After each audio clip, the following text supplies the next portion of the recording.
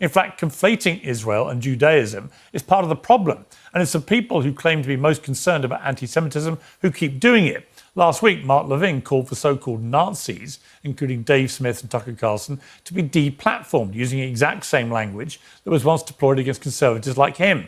Listen carefully to his words here. So Piers Morgan just dropped one of the sharpest takedowns of conservative gatekeeping I've seen, calling out Mark Levin for weaponizing anti-Semitism accusations against legitimate critics. This isn't just media drama, it's about who gets to control political discourse on the right. Let's break this down. The Jews got us into the war with Iran, he says, drawing a straight line between a legitimate opinion and anti-Semitic violence. But nobody says that. Many people blame Israel for involving the US in the war in Iran, mostly because of the overwhelming on-the-record evidence and reporting which substantiates that view. That's very different to blaming the religion and its followers. Mark Levin and others who share his views do this repeatedly, and it's dangerous. This cuts right to the heart of America's Iran disaster. AIPAC spent $100 million in 2024 primaries specifically to ensure pro-war candidates won. Now we're 2 months into a conflict that's cratered Trump's approval to 31%, his lowest ever, while Levin shields the architects from any accountability. Violent attacks against Jewish people have been rising all over the world ever since the Israeli war on Hamas. Many people are rightly furious about the civilian death toll in Gaza. Some people are dangerous and insane. All the more reason to make crystal clear that Netanyahu is no more a spokesman for global Judaism than Cole Thomas Allen is a spokesman for the Democrats. Exactly right. When you make every Jewish person responsible for Netanyahu's actions, you're creating the collective guilt that actually fuels real anti-Semitism.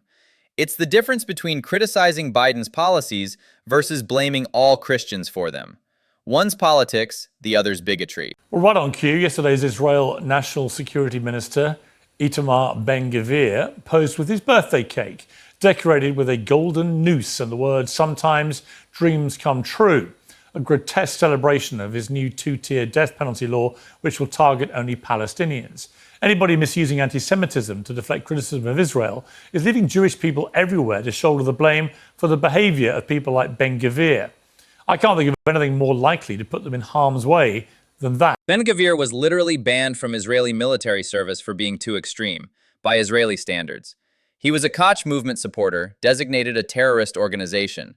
Yet Levin attacks critics of this man as anti-Semites, making ordinary Jewish people defend the indefensible. Mark Levin has posted on X, "Folks, Carlson, Tucker, is in my opinion mentally ill. That is the explanation. It's not complicated. What he says, incessant lying and conspiracies, obsessive hatred of Israel and Jews, his speech pattern and odd rambling, strange cackling, wild mood swings and all the rest." That's his latest diatribe about Tucker. He's done similar to you as well and others. What do you make of that? Notice how Levin adopted the exact same psychiatric attack tactics the left used against conservatives for decades. "You're mentally ill" was their go-to for silencing dissent. Now he's using it against Tucker and Dave Smith. Pure projection from someone who's abandoned conservative principles. And I think the people like Mark Levin who, starting that clip that I show with, people are trying to blame the Jews. They're not. I mean, look, there are some people out there who are genuinely anti-Semitic who will definitely blame the Jews for everything and hate Jewish people. Of course they are. They're genuine anti-Semites.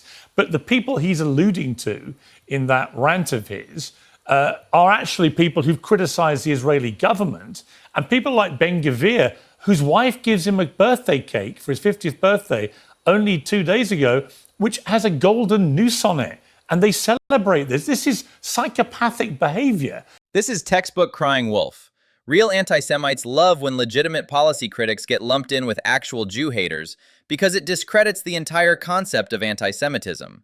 Levin's misdirection gives cover to genuine bigots while silencing rational debate. For those who are not as up to speed with the history of what happened here, Netanyahu only got back into power by getting into bed with some extremely dark individuals like Smotrich and Ben-Gvir, whose game plan really is to get all the Palestinians out of the West Bank, out of Gaza, and take it all over themselves. They are supremacists in that sense. And the idea that somehow you conflate criticism of those people working in a very, very hardline Israeli government, doing some stuff which most people, most decent-minded people, find increasingly unacceptable, that you suddenly twist that into, well, it's blaming the Jews. This is an anti-Jewish thing, as if somehow it's about the religion of anybody. It's completely shameful and outrageous. Netanyahu needed religious Zionism and Jewish power parties to form government, both considered far-right even in Israel. Smotrich openly calls for Palestinian expulsion. Understanding this coalition isn't anti-Semitic. It's basic political literacy that affects American foreign policy and our soldiers' lives. It's the same Either tactic, isn't it? I'm a truly disgusting person, or I just have political takes based on reality that are mainstream now. Yeah, it's the same tactic each time. It's actually a tactic of enforcing censorship. What they're trying to do is bully people like me and you into not being critical of things like Israel's policy in Lebanon or Gaza, or, as you say, criticism of the transgender arguments, particularly surrounding women's sport, which was, to me, history will look back and go, who on earth ever defended that nonsense? To other issues involving the BLM riots, for example, when they happened. You could have a perfectly legitimate position being outraged about what happened to George Floyd, and also think the rioting that followed was outrageous, and there was a double standard about the way those rioters got treated compared to, say, the January 6th rioters. All these things, if you're intellectually honest, you can be honest about all of these things separately. And what happens is, as you said, you get called anti-Semitic, transphobic, racist, and it's a deliberate tactic to silence us. And it's a really insidious one. The pattern is identical across issues. Question trans athletes in women's sports, you're transphobic. Criticize BLM riots, you're racist. Question Israel policy, you're anti-Semitic. It's weaponized identity politics designed to end debate before it starts, and conservatives are now using leftist tactics. And the other thing I would say is, you and Tucker are very proudly and firmly conservative right figures in America, and two of the most prominent in the country. I've never been that or positioned myself in that way. I consider myself to be a centrist, really.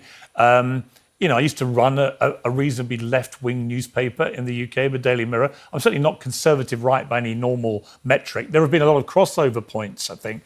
The woke explosion, for example, brought a lot of us together on all that stuff. So lots of things that I find myself agreeing with you about, and there are some things you and I wouldn't agree about.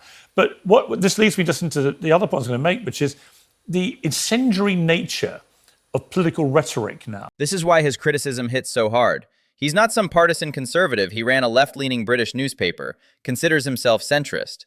When someone like that calls out bad faith anti-Semitism accusations, it carries weight that partisan voices simply can't match. And I don't exclude the president from this, right? I've known him a long time. I consider him a friend. I was texting with him last week about the Royals, in which he showed the very best of President Trump. He was very, warm and friendly and cracking jokes and very charming. And then, other times in the last few weeks, he's gone, pretty berserk on social media and talked about annihilating 90 million people and so on in Iran.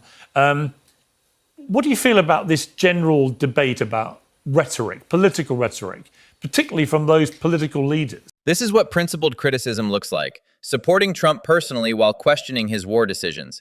It's exactly what Levin's tactics prevent. Real friends tell you when you're making mistakes. They don't silence critics to protect your feelings. Donald Trump and Iran, it looks to me like he is desperate to get out of this with any kind of victory that he can. But at the moment, Iran is just not playing ball and has managed to work out that the control of the Strait of Hormuz is all they really need to do to string this out as long as they like and cause enormous damage. What should Trump be doing, do you think? I mean, if I was advising him, I'd be like, something, if this goes on for another few months, you can kiss goodbye to the House and the Senate in November. This is going to be enormously politically damaging for you, for the Republicans, for everything. And there's no easy way to sort this. You should just claim victory and get out. Say we've smashed up their military, we've put back their nuclear aspirations, however long you want to put a number on it, just get out of here. I don't see any upside in this being strung out through the summer, do you? Spot on. Republicans need this kind of honest assessment. The Strait of Hormuz choke point gives Iran massive leverage. They're bleeding us economically without major military engagement. Trump's political survival depends on getting out before the midterms, but Levin silences anyone saying it. We were assured it was going to be over in 2 to 3 weeks, then 6 weeks. And now here we are over 2 months into this with no sign of it coming to any end anytime soon. And the obvious economic damage it's causing with gas prices and with inevitably food prices because of the loss of fertilizer that's being held up and so on. What do you make of it? Are you still supportive of this war? Gas hit $6.50 nationally. Food prices up 23% since the conflict started due to fertilizer shortages. Republicans are hemorrhaging suburban voters who back Trump for economic stability, not Middle Eastern quagmires. Yet Levin brands any critic as treasonous, political suicide. But, when you say you trust this administration, okay, but you voted for them, and Donald Trump couldn't have been clearer when he campaigned to be president in 2024. He was not going to take America into any more of these Middle Eastern wars. And then within a year or so, he's gone into the biggest one imaginable. And we've all seen the consequences. This perfectly captures the betrayal Trump voters feel. They specifically chose him over DeSantis because Trump promised no new wars. Now he's in the biggest Middle Eastern conflict since Iraq, and gatekeepers like Levin attack anyone reminding him of that promise. I think the problem for the midterms is going to be if this war drags on with all the economic havoc it's causing, then what's going to happen is that regular Americans are going to look at 2 promises Donald Trump made, not to drag America into pointless, expensive Middle Eastern wars, and to focus on America first and getting the cost of living down.